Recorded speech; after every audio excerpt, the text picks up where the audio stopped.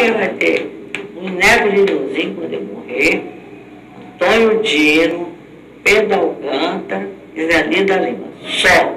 Não quero boneco meu na casa de ninguém. E uma coisa que eu achei muito interessante, né? Porque quando ele fazia as rodas de boi, ele fazia uma roda completa, pendurados, bonecos pendurados, isso pendurado no teto. Então o vento é que dava o movimento das figuras. Uma vizinhança toda na linha redondinha. Gostavam dele mesmo.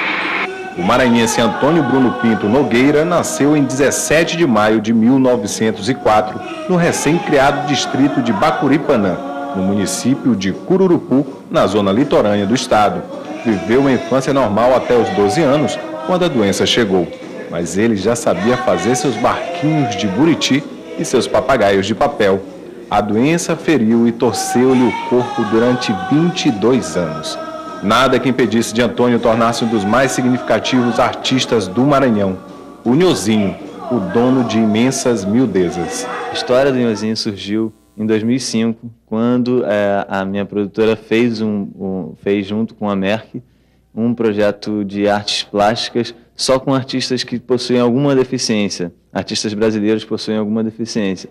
E durante a confecção do projeto, surgiu alguns artistas que foram homenageados. Nhozinho foi um deles. Então começou a surgir um interesse muito grande pelo Nhozinho, né, desde dessa interação nesse projeto. E aí, conhecendo a obra de Nhozinho, surgiu a ideia de fazer um projeto só com a obra dele, né, reconhecendo a obra dele na forma desse livro, de uma exposição que pudesse atingir muita gente. A exposição chega a São Luís e nada melhor do que expô-la na casa que leva seu nome. Na Rua de Portugal, no centro histórico de São Luís, ao adentrar a casa de Nhozinho, nos deparamos com uma imensidão de detalhes. Uma obra que responde por si só a pergunta: por que Nhozinho? A relação própria do Nhozinho, que é a questão da diversidade, e a questão de como ele representou tudo isso, né? Como ele representa o movimento, sem ter esses movimentos nele mesmo, como ele era limitado, os movimentos dele eram limitados. E ao contrário dessa diversidade, ele representou a alegria da vida, e não o outro lado, né? Ele representou assim, a alegria festiva do povo maranhense, e não o outro lado, representava um movimento muito bem dos personagens da cultura popular maranhense. Observando as miniaturas que Nhozinho fazia em relação a uma costa de mão, que é característico lá da região de Bacuri, Serrano e Cururupu, vai se encontrar situações do dia a dia, representados nessas miniaturas. A exemplo, ele já tem de morto 35 anos, né, de falecido. A gente vai encontrar na lapela de um dos brincantes aquela vassourinha que foi o símbolo da campanha de Jânio Quadros. Vai encontrar o chamató nos pés ou na mão de algum brincante. Vai encontrar o leicinho que está se enxugando, aquelas coisas miudinhas que não se observa o detalhe, né, que estão nos brincantes do Bumba Meu Boi. Foi somente aos 32 anos que Nhozinho veio morar em São Luís com a sua irmã Amélia, que o tratava e ajudava com a doença, muito embora a independência e a autonomia do irmão dispensassem cuidados especiais. Mas já em Cururupu, mostrava-se habilidoso na confecção artesanal de objetos de madeira. Produzia-os para seu próprio uso e fruição, ou para aqueles que o visitassem em casa. Para se locomover, construiu seu próprio carrinho. A exposição Nhozinho Imensas Miudezas conta também com oficinas grátis. E a gente vai continuar essa brincadeira, hein? Mas olha tudo. Pra mim, pra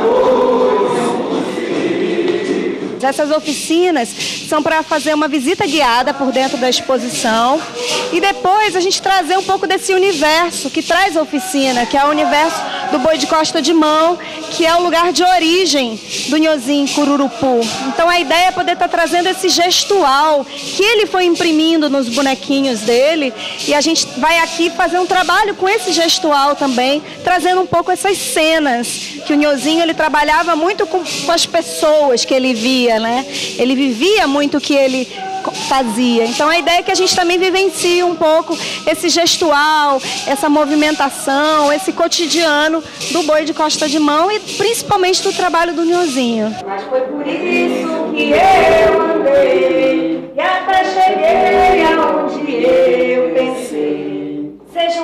temos a exposição do Nhozinho. Nhozinho, senhorzinho, artista maranhense de Cururupu. Então vamos ver aqui com que material que o Nhozinho trabalhava. Vamos olhar. Que material que vocês acham que é esse? Então aqui mostra desde a matéria-prima, do buriti, ao processo de feitura do boneco. O que mais chama atenção nessa exposição? É a riqueza de detalhes com que o artista faz as suas esculturas. E também as dificuldades que ele tinha, principalmente físicas, e que ele transformou essas dificuldades em maneiras de representar o povo no qual ele vivia.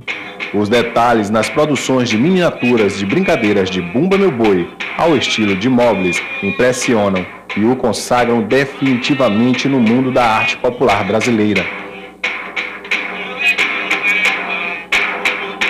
A mudança na forma de produção dos bonecos se deu principalmente por influência da pesquisadora Zelinda Lima, como é mostrado no documentário da exposição. Aí a gente começou a falar, Nhozinho, faz um boneco sozinho, mas como? Olha, o boneco fica pensando, o boneco quando ele, o que ele é? É o personagem do Boi. Então, ele vem da farra, aí ele, eu já sei como é que eu vou fazer. Então, cada boneco tem uma história.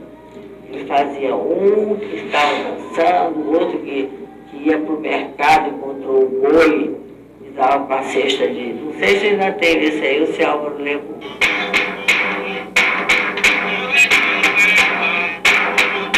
No documentário, depoimentos de pessoas que tiveram o privilégio de conviver com Nhozinho. Nhozinho era um homem fisicamente sem pernas, não tinha pernas, tinha só o cotoco aqui, as coxas, os braços eram defeituosos, ele tinha esse osso do braço, um dos ossos do braço, saltava aqui quase uma polegada para fora, a mão era defeituosa, não funcionava grande parte dos dedos, ele já tinha doenças e cortes nos dedos, ele segurava a faquinha de trabalhar, o instrumento dele segurava assim praticamente, não tinha muita mão.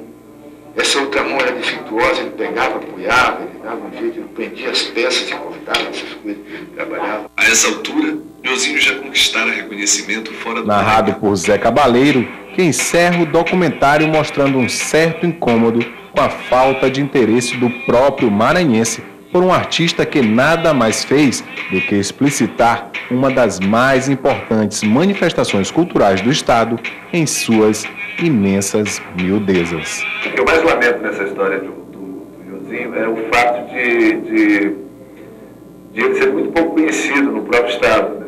Natal. Dada a grandeza, a importância até histórica dele, né? Como um precursor, pioneiro de uma forma de fazer arte, e que ele levou às últimas consequências dessa coisa daquela ourivesaria cheia de minúcias e de detalhes, né, das miniaturas, tá, uma coisa que impressiona qualquer um.